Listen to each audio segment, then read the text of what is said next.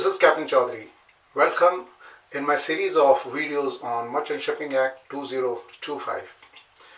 Today I'm going to talk about REC. REC is from part 12 of Merchant Shipping Act, that is REC and salvage. So we are going to talk about the REC and the relevant details, receiver of REC, etc. Section 233 is a brief introduction in respect of the application in respect of REC. It says that this chapter applies to the RECs in the Indian coastal waters, Indian territorial waters, but it does not include any action that is taken in respect of Intervention Convention 1969. As you know, Intervention Convention is in respect of high seas, So when an action is taken, a preventive action is taken, etc., so that the damage that is caused in high seas does not cause a damage to your coastline, etc., that comes under Intervention Convention. So any action, if it is taken under that, and any REC which is in consideration under Intervention Convention, then it does not fall in this chapter. So in subsection 1 of section 235, it says that the Merchant Shipping Act says that the receiver of REC can be appointed by notification in the official gazette by central government, which means that for the territory of India, which is a very vast territory, there would be some details as to from this point to this point, the receiver of REC would be such and such person, right?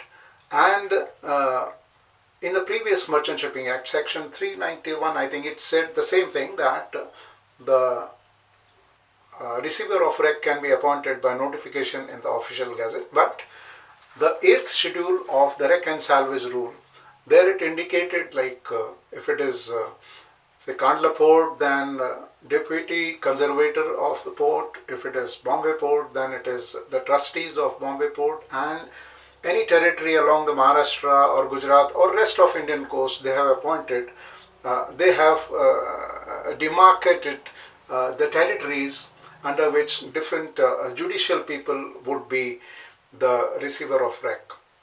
But here it says that in that notification it could be stated like which is the territory to which the receiver of REC would have the jurisdiction. So now the duties which will be performed by receiver of REC will be as given in the chapter. So generally the duties would be, if required, in case of disposal of the ship, the REC, or the property on the ship. If there is perishable cargo, probably he has to dispose the cargo quickly. So he is basically, of course, the master is overall in charge of the ship, but he is administrative in charge of the activities which take place on the ship and ashore. Maybe there is a village nearby and there might be a threat by the villagers in respect of pollution or pilferage, etc. So receiver of the REC is a person who can move the people, who can arrange for the protection, arrange for the local police, etc. So that kind of work can be done by receiver of REC. Among the duties of the receiver of REC, it is said that the receiver of REC is the person who can give notices or who can dictate or direct the insurers, the ship owners, the ship people, etc. as to what is to be done in that situation. A very important thing that is stated in this section is the REC removal will be arranged by receiver of REC, and he will use most practical and expeditious means to remove the REC. Practical means it should not be theoretical, that REC will be totally removed by helicopter or something like that. It should be expeditious. It should not be time consuming.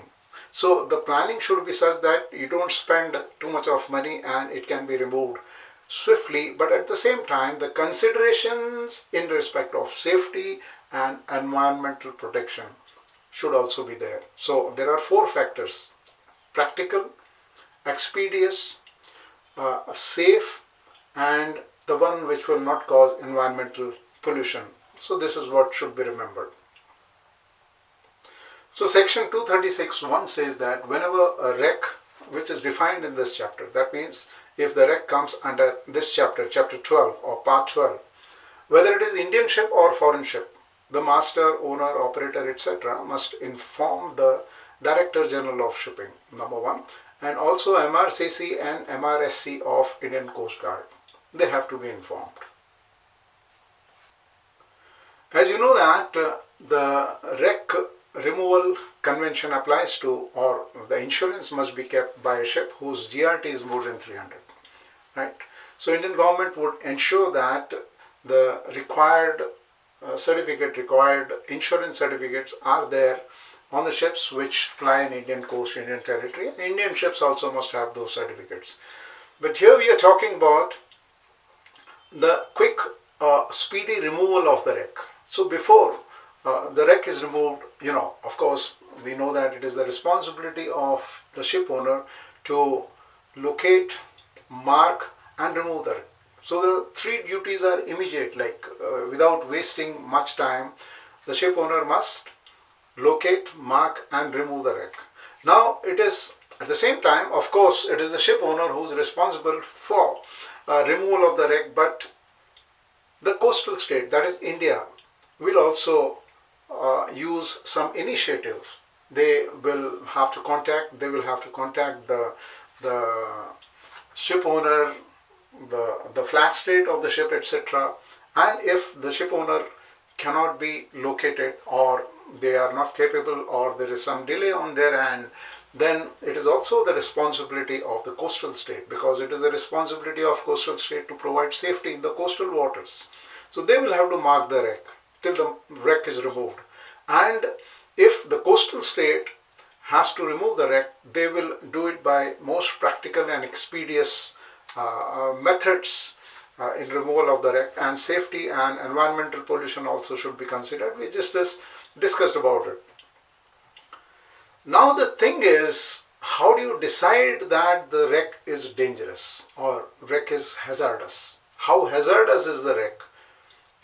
In the International Wreck Removal Convention, they have stated a few points, but here in Merchant Shipping Act, they have talked about nearly 17 points as to how you decide that the wreck is hazardous. So whether the wreck is close to the shipping routes, how sensitive is the wreck, what is the area around where the wreck is formed, what is the water above the wreck, how close is the wreck to the shipping route, what happens if the wreck is not removed, what are the implications, acoustic and magnetic, what is the acoustic and magnetic field of the wreck, which can affect the various things. Whether you have the wreck on the submarine cable, what is the topography underneath, what is the kind of ecological damage that could happen.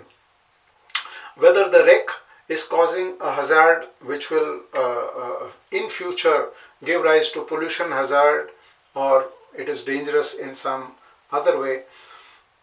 All these factors will be considered. They have listed nearly 17 factors, to decide whether the wreck is dangerous. And plus, in addition to that, there might be many more factors which are not stated here. So this is not the exhaustive list. These are the factors which are broadly to be considered. So section 244 says that every Indian ship more than 300 gross will have such financial certificates in respect of liabilities which might come in formation of wreck, and also any other ship, that means the foreign ship, when it comes to Indian territory, right? They must have this financial responsibility certificate under wreck removal convention, so that that ship can face the liability which may incur in respect of the wreck formation.